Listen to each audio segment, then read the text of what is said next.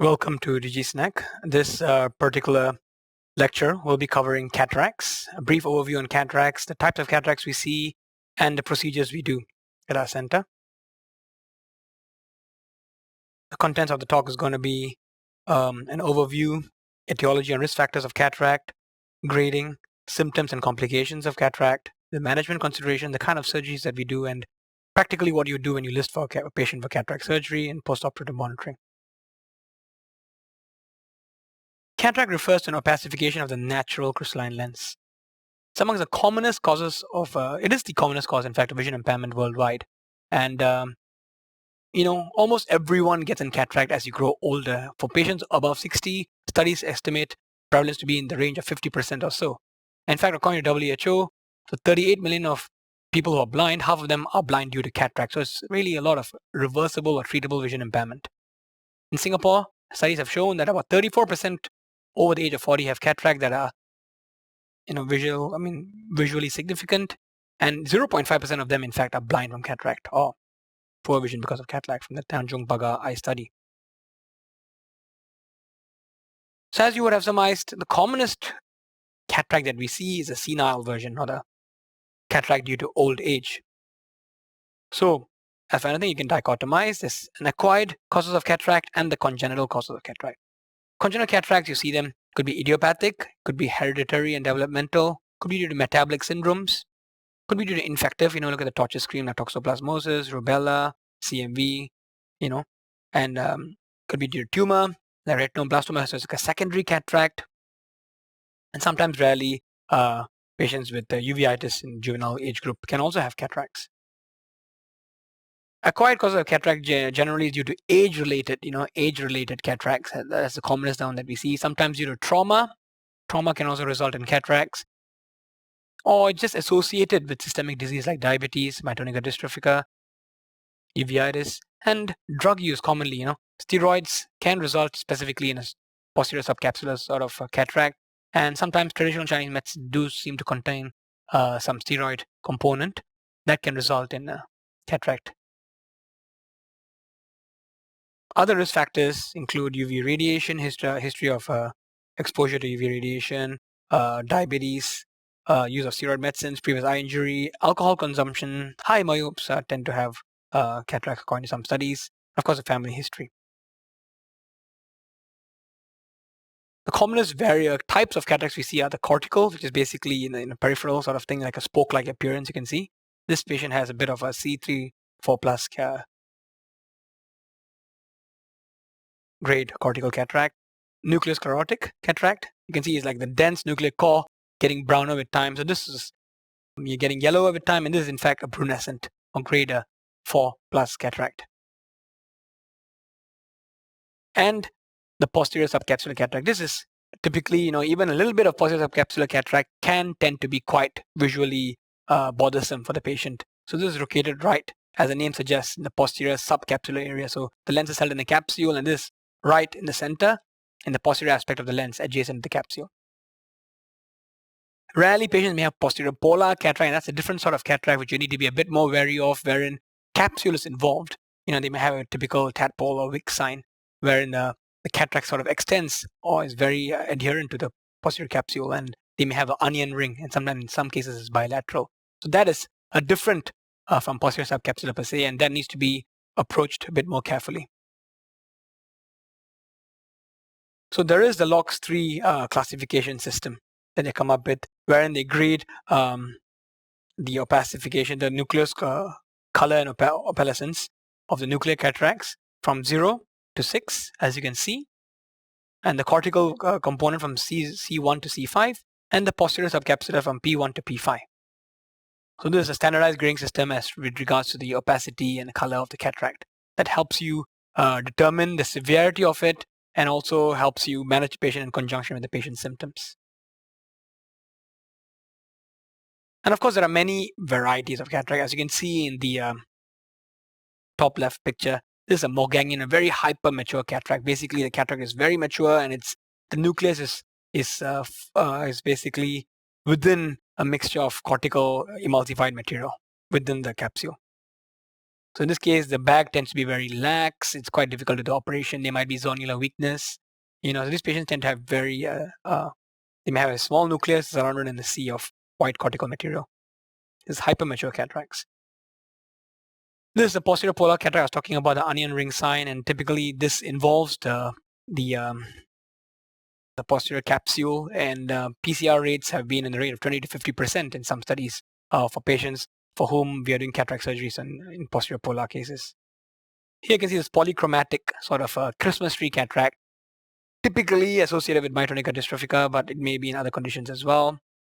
This is a snowflake or diabetic snowflake cataract, typically involving the cortical component, cortical aspect of the cataract. Although diabetics do also have posterior subcapsular and nuclear-sclerotic cataracts. This cataract here is a sunflower cataract, which we typically see in Wilson's disease. Most patients, as you grow older, will get cataract, but many of them tend to be asymptomatic. Some patients complain of gradual onset blurring of vision. Some patients also complain of index myopia. Basically, they'll find that their degree is changing with time. They seem to get progressively worsening myopia, and this tends to happen in patients with a nuclear-sclerotic cataract. And they will interestingly tell you that they can now read better. So patients who might have been ametropic may suddenly be able to, they will say that their friends need reading glasses, but they are able to see better for near, but for distance, their vision is a bit blurred. So this could be a function of the cataract causing a change in their refractive error, rather than their vision getting better. Some patients may complain of glare. This also typically happens in patients with cortical or posterior subcapsular cataract. And of course, reduced contrast. Any type of cataract can result in reduced contrast, typically the nuclear-sclerotic. Cataracts can also cause complications. For example, cataract can result in secondary angle closure, glaucoma. For example, phacomorphic glaucoma is a glaucoma wherein there's intumescent cataract, a very thick cataract resulting in angle closure.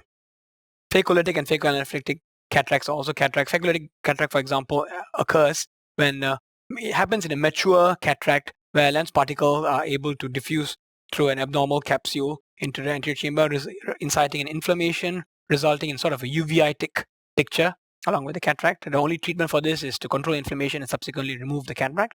Or phacoanaphylaxis, wherein there's a breach in the capsule due to trauma or due to surgery, resulting in inflammation and sometimes glaucoma. Here you can see a very intumescent lens along with, and this is the ASOCT image showing quite a bit of a lens vault closing the angle anteriorly, resulting in a phacomorphic glaucoma. This patient here has phacoanaphylaxis glaucoma, has had a surgery before, but the lens particles basically are floating in the anterior chamber, resulting in a uveitic picture and inflammatory glaucoma. This patient also has here the cataract inside the capsules not breached in this particular case, but this patient has a uveitic picture, so it's phacolytic glaucoma because of a mature cataract resulting in lens protein leaking across and causing a plugging of the meshwork, resulting in glaucoma and also causing inflammation in the process. How do you manage patients? Most patients tend to not have the complications. For example, they're typically coping well with their vision. It might have been a finding that we noticed on our examination. So if they're coping well with their vision, there are no other complications or complaints, we can just manage them conservatively. Patients complaining of index myopia, as a temporizing measure, we could just suggest glasses to change the degree. But however, if the degree is changing quite rapidly and the patient is quite uncomfortable with this new vision, or the patient complains of anisometropia or change in degree with regards to both eyes, and that's causing him significant problems in his day-to-day life or quality of life, then a cataract surgery might be mandated.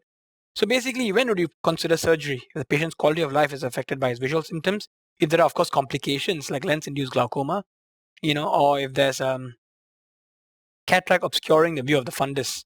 For example, many patients with diabetic retinopathy or with diabetes require DR screening. So if the cataract is significant to obscure the view of the fundus for us to do proper screening, it might be a good idea to consider cataract surgery. Of course, congenital cataract is a whole new ball game, a different sort of ball game. You need to do early surgery. This needs to be managed well by the pediatric ophthalmologist to maximize the vision potential of the eye, and do early surgery to maximize to try to correct the error, the problem. Surgical options include phacoemulsification, which is the commonest performed surgery in the developed world for cataract. ECCE is basically extracapsular cataract extraction. wherein we manually extract cataract from the bag and we replace the lens through an incision that we create on the cornea, on the corneal limbus, and subsequently stitch up the incision. SICS is another type of surgery that they do in the developing world, which is like ECC in the sense that it's a mechanical extraction of the cataract by creating a scleral incision with a self-sealing tunnel, accessing the anterior chamber, and then removing the lens, removing the cataract from the capsule, and inserting a lens back into the capsule. And the only unique point about SICS as opposed to ECCE is that it does not require suturing because the wound created is a self-sealing wound through a scleral tunnel. Historical options include couching, which we don't practice at all, and ICCE, wherein the difference between ICCE and ECCE is that in ICCE, they remove the entire entire capsule lens complex. In ECCE, we just make a capsulotomy, an anterior capsulotomy, access the lens through that, remove it, and replace the lens within the intact capsule. Of course, this results in better visual recovery and prognosis because you can physiologically place the intraocular lens implant in its physiological location. So this is, as I was discussing, phacoemulsification typically uses a 1.8 to 2.75 mm corneal incision. And we inject a foldable intraocular lens implant into the bag subsequently after removing the cataract. And that enables quick visual rehabilitation for the patient. The good part about phacoemulsification is that the wound is very small, the capsule is intact. How we do this is by emulsifying the lens, by breaking the lens into multiple fragments and using a probe to be able to suck out or aspirate the lens fragments. For ECCE, we remove the entire nucleus in one block, basically by creating a capsulotomy through a corneal incision. And SICS I've discussed in my earlier slide. When you list a patient for cataract surgery, after discussing the patient, you need to be able to tell the patient that of course, life above eye, so he needs to be medically fit. So for example, if a patient's recently had an AMI or a stroke, you'd want the patient to be stable before you perform the surgery because any surgery can induce physiological stressors. Typically, we tend to wait for about 6 months prior to considering surgery for the eye. For patients with multiple medical comorbidities, you might want to check in with the cardiologist or the treating physician as to the medical fitness for operation. But remember that most of our operations are done under topical or regional anesthesia. So typically, it's generally quite a safe procedure. For patients with anticoagulants, which we can't stop, for example, warfarin, or patients on double antiplatelet agents for previous stroke or heart attack, it's best that we list under surgeons who can do the surgery under topical anesthesia, so that they don't have to undergo a block, and block may have its associated complications such as bleeding. If vision is better than 612 and requests for surgery due to symptoms or anisometropia, it's better that you refer the patient on for a consultant opinion in our center. If a patient's VA is poor with wide cataract or coexisting, or may have coexisting macular optic nerve comorbidities or even glaucoma, a guarded prognosis needs to be explained to the patient. Once again, this is best done in conjunction or collaboration with your consultant on board. So when you discuss with the patient, you need to discuss the benefits of cataract surgery, the risks and complications. Okay. So for benefits, you need to say them the aim is to correct the vision to 6/9 or better. And this happens in more than 95% of our patients in our center. And we aim for better and brighter light and to improve the contrast sensitivity. This will also allow us to screen the fundus better for patients who have diabetes. By and large, it's a safe surgery, and with a greater than 95% success rate, there are some complications which we will discuss soon. An operation typically takes less than 20 minutes. It's a day surgery done under sedation with local anesthesia. There is a 2 to 3% chance of PCR or posterior capsular rupture, which usually in good hands may be handled quite well with good visual rehabilitation in most circumstances. Rarely less than 1% chance of a nucleus drop when you have a PCR, wherein the nucleus drops to the back of the eye into the vitreous, and this might require the need of a vitreoretinal surgeon to come in to salvage the situation, remove the lens, and either implant a lens in the sulcus, depending on the integrity of the anterior axis, or sometimes the anterior chamber intraocular lens, or in some surgeons' hands, iris fix or scleral fix IOL at a second setting. The worst complication in cataract surgery would be endophthalmitis because of blindness, which can result in blindness. And this happens less than 1 in 1,000 cases.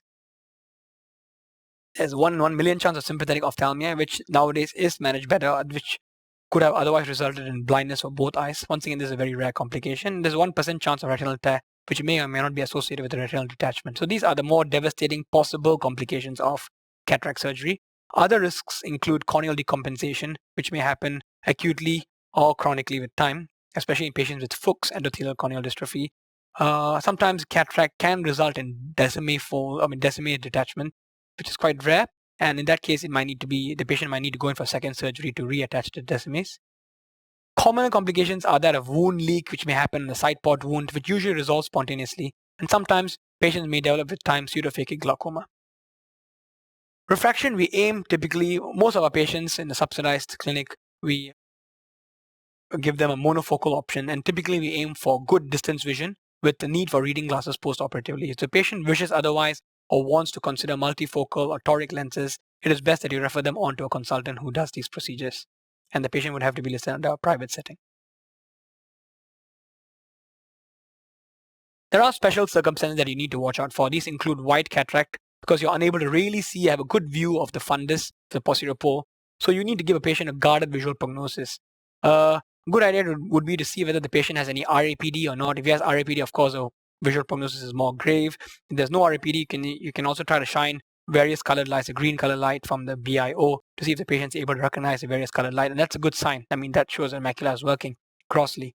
Sometimes some patients, some doctors, they try doing a PAM to see their maximum visual potential. White cataract also have a higher risk of PCR, zonulitis, and other complications. So you need to warn the patient of that. Other special circumstances include shallow anterior chamber, a previous angle closure attack, or PACS. So some of these patients may have already had a laser peripheral iridotomy, and they may actually have associated zonulitis. So you might need to be cautious when you proceed to list these patients for surgery. Of course, patients with dense cataract, these would require more phacoemulsification energy, and this can potentially lead to corneal decompensation. And sometimes some of these patients with dense cataract may also have associated loose zonules, so you need to be careful. Patients with high myopia, this is a unique situation where you need to discuss with the patient a few options. If the patient only has one eye has significant cataract and the other eye is quite asymptomatic, and he has high myopia in both eyes, typically if you do a unilateral cataract surgery, what will happen is we are aiming for monofocal correction of good distance vision. This will result in subsequent anisometropia after the surgery because you have corrected for the refractive error in one eye with the cataract surgery, but you have left the other eye alone. So for example, a patient may have -6 for both eyes, and then now you're operated on the eye with a cataract, resulting in planar vision. Most adults are unable to tolerate this imbalance in refractive error, and there are ways to manage this. Either you can consider LASIK for the fellow eye, if the patient is young, or contact lens for the fellow eye, where there's significantly less effects from anisometropia. The other option is if the patient has some cataract in the left eye, in one eye, and you could consider sequential cataract surgery. This is also best discussed with the consultant in charge. The other option would be to aim for a monofocal intraocular lens of a similar refractive error to the fellow eye in very young patients, for example, who you don't think are going to benefit from sequential cataract surgery and who are not keen for LASIK or wearing a contact lens. This could be the other option, but we rarely use this. For patients with coexistent diabetic retinopathy, if they have moderate non-proliferative diabetic retinopathy, you might want to consider a light scatter PRP, or pan-retinal photocoagulation, prior to the operation, because there is a chance for the diabetic retinopathy to worsen following a cataract surgery. In some cases, there may also be worsening of clinically significant macular edema from diabetes following a cataract operation. So these you need to warn the patients of and monitor and manage accordingly. When you list for cataract surgery, typically you do biometry, which assesses the axial length, the keratometer, which is the corneal curvature, and will then give us formulae to calculate the intraocular lens power that we would need to put in the eye for the surgery. We do a B scan for patients with a white cataract to ensure that there's no gross retinal abnormality like a retinal detachment. For example, if a patient has white cataract and a B scan shows a retinal detachment, then of course we may not want to proceed with the cataract surgery because the prognosis is going to be very poor, and we might want to consult a VR surgeon for his opinion. A systemic workup typically involves taking a good history to see what the other medical comorbidities might be, doing a blood pressure check, a heart rate check, a urine dipstick, ECG, and hypocount. And if under GA, you might also want to consider doing a full blood count, urea, electrolyte, creatinine, and CXR, just X-ray, for patients that you need to do cataract surgery under GA under special circumstances. In our center, we ordered Tobrex or tobramycin 4 times a day to the eye, 1 to 2 days preoperatively. Other options include Cravit or levofloxacin or moxifloxacin. Typically, in our post-op review, we see them 1 day after the operation, within 1 week after the operation, and 1 month after the operation. And what we look out for in the first day are the visual acuity, intraocular pressure. We look at the wounds to look for any leaks. We look out for any AC activity. We look at the lens to ensure that it's in place and there's nothing untoward going on. Day 3 to 5, we are specifically looking out for complications that are sight-threatening, that is endophthalmitis. Endophthalmitis, most commonly acute postoperative endophthalmitis, typically occurs from day 3 to day 5 after the operation. So you need to watch out for any significant increase in inflammation or significant decrease in visual acuity in these patients. In 1 month, we check the patients for their visual acuity again, of course, intraocular pressure. We do a refraction to maximize their visual potential, and we do a dilated fundal examination to ensure everything's fine, to ensure they have no coexisting cystoid macular edema or Irvin-Guest syndrome. We review them further only if the patient requires further diabetic retinopathy screening or for management of other ocular conditions like glaucoma, or if you think that the patient might require subsequent cataract surgery in the other eye. So I'd like you all to read up more about the different types of cataract surgery that we do, watch some videos. We will load up some videos on our platform as to standard case of phacoemulsification surgery and a standard case of ECCE surgery for you to learn from. But yeah, so that should probably sum up the factors to consider when managing a patient with cataract. Thank you.